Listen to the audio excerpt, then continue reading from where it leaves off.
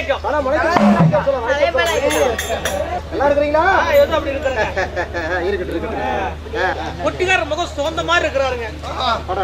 ஏதாவது பயந்துருப்பா. சரி. கழுப்புக்கான முடிச்சிருப்பா. அதனால ஒரு பாடம் ஒன்று போட்டு.